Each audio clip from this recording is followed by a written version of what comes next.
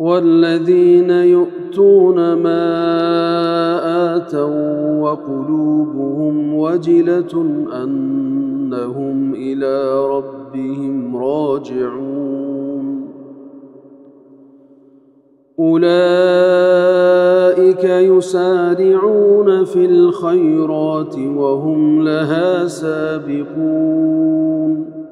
گویا انسان در موسم طاعت و عبادت نماز بسیار میخواند، صدقه بسیار میخواند، نفل میکند، این کار میکند، یعنی تمام کارهای نیکی که شریعت امر کرده حرکت میکنه اونو به جا بیاره. لیکن گاهی میشود که انسان همین فکر میکنه که به یک قله رسید و عملهای زیاد کرد، شاید احساس پیدا شد که ماشاءالله ما خیلی کارهای زیاد کرد. لیکن سوال مهم این است که آیا قبول شد یا نشد همین طاعتایی که ما کردیم، این طاعتای بسیاری که در این موسم کردیم. درست است که عمل فضل بسیار دارد، لیکن شیطان نمیخواد که ما از این موسم طاعت عبادت فضل بسیار گیریم و اجر گیریم. حرکت میکند در ما کبر و غرور و عجب و ریا را جا کند. این دشمن اساسی ما در اینجا همین است. مثلا تا مادر ما عایشه رضی الله عنها آیتی را میشونن که ما در بدایت نوار قرائت کردیم. وقتی آیت حضرت عایشه شنیدن گفتن که اهم الذین یشربون الخمر و یسرقون، معنی آیت این است که آنها همه آنچه را که ادا میکنن یا باید ادا کنن ادا میکنن، لیکن دلهاشون ترسون است. چرا؟ چون که باید که نزد پروردگارشون بازگردن. آیا که این عمل قبول است یا نیست؟ یعنی اینجا وقتی مادر ما عایشه پیغمبر سوال گفتن که آیا این آدمایی که این آیت در نظر دارد انسانای عرقخور و انسانای دزد و انسانای بدکار و مثلا بد طبیعت هستند؟ پیغمبر صلی الله علیه و آله گفتن که لا یا بنت الصدیق، ای دختر صدیق یعنی ابوبکر، ولكن الذين يصومون ويصلون ويتصدقون وهم يخافون الا تقبل منهم، لیکن اینها آدمایی هستند که روزه میدارن، صدقه میکنن، نماز نفلی میخونن و نماز هم میخونن، میترسن که همین عملشون قبول نشود. یعنی ترس از اون دارن که عملشون مبادا قبول نشود. لیکن در دوام آیه الله تعالی باز اونها رو بشارت گفت که اولئک الذین یسارعون فی الخیرات و هم لها سابقون، یعنی این انسان ها همونایی هستند که به کارهای نیک میشتابند و در آن به یکدیگر پیشی میکنند، یعنی که مسابقه میکنند در این کارهای نیک. خب یعنی این انسانایی که این آیت در نظر دارد چه خیلی انسان هستند؟ یعنی که صدقه میکند از ریا میترسد، نماز نفلی میخواند از ریا میترسد، روزه میدارد از عجب میترسد، از کبر میترسد، عملی خوب میکند میترسد که مبادا ریا ندارد این عملم حبطه نشود. یعنی همین کارهای کردم آیا من یعنی که همون اجر پر گرفتم یا نگرفتم؟ آیا در این عملم یگان ریایی یا خودنشانتی در آمد یا ندارم؟ یعنی در قرآن نمونه هست از این چیزی که ما گفتیم، اونایی که عمل میکنن و از عمل خود میترسن که قبول میشود نمیشود.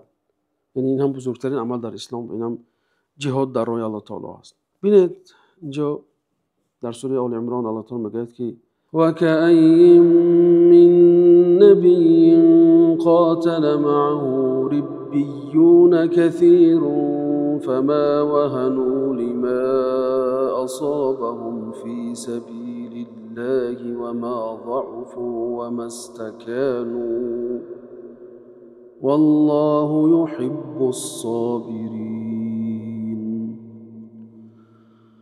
وما كان قولهم إلا أن قالوا ربنا اغفر لنا ذنوبنا وإسرافنا في أمرنا وثبت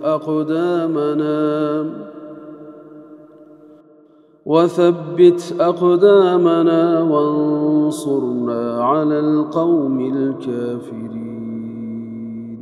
یعنی ببینید اینجا الله تعالی همین مردم واسط دارد. یعنی میگه که اونها همراه پیامبران بودن، در جنگ بودن، خب در راه خدا بودن، هر چی به اونها رسید سستی نکردن، ناتوانی نکردن، که به تمام معناش در خدمت پیامبر خود بودن و سرسپرده هم راه خودشون بودن. که الله تعالی میگه من انسان صابر در این حالت یعنی که جنگ با دشمن رو الله تعالی دوست می‌داره. اینجا میگه که لیکن با وجود اون که اونها با پیغمبران، پیغمبر معصوم اونها رو مثلا توجه دارد و اینها با این قدر بزرگی، با این قدر عظمت و این قدر یعنی که در خدمت در راه خدای خودشون میگفتن که سخن اینها میگه جز این نبود که میگفتن پروردگارا گناهان ما را و زیاده روی های ما در گناه را خب در کارهای ما بیامرز و ما را ثابت قدم کن و در برابر کافران یاری کن. ببینید در میدان جان برکفن در راه خدا برآمدن. الله تعالی اونها رو شهادت درست است که انسانایی یعنی که خوب هستن و همراه پیامبر هستن، پیامبر همون زمان خودشون، لیکن با وجود اونو ترس دارن که عملاشو قبول نشد، گناهاشون اصلا بخشیده نشود. ببینید در چه حالت بودن انسان. وقتی که انسان خدا رو میشناسد درک میکنه که عملی او چقدر کوچک است در نزد الله تعالی. گرچه که مثل ریگ هم باشد در بسیاری، لیکن احتمالی قبول شده نشد بنابراین.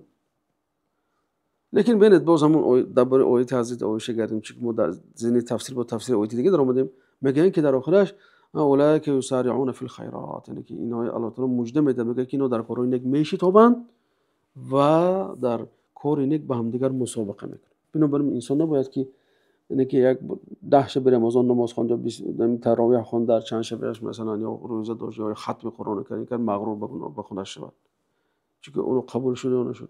شاید در وقتی طهارت کردن یگان فرض ساقط شد و فرض پورا کرد نتونست، یا یگان رکن و شرط های نماز یا واجبات نماز اجرا نکرد دیگه، یا یگان در وقت صدق کردن ریا شد یا نعوذ بالله فلان شد بسم الله شد. اینجا احتمالات زیاد است.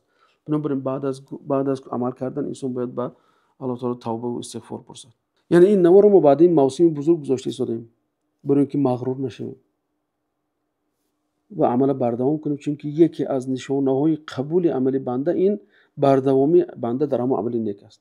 یعنی که یک ما قرآن خوان دیگه 11 ما دیگه قرآن در رف گرفته موندن نیست. یعنی که یک ما روزه داشته دیگه او باید دیگه روزهای دوشنبه پنجشنبه باید که فراموش نشد. صدقه دادی یک ما خیلی خوب دادی، خب روزه که دیگر ماهان صدقه فراموش نشد. یعنی خدای رمضان، خدای شعبان و خدای رجب و خدای ربیع الاول، همه خدای همه ماها هست. باید که مثل در نظر گرفت.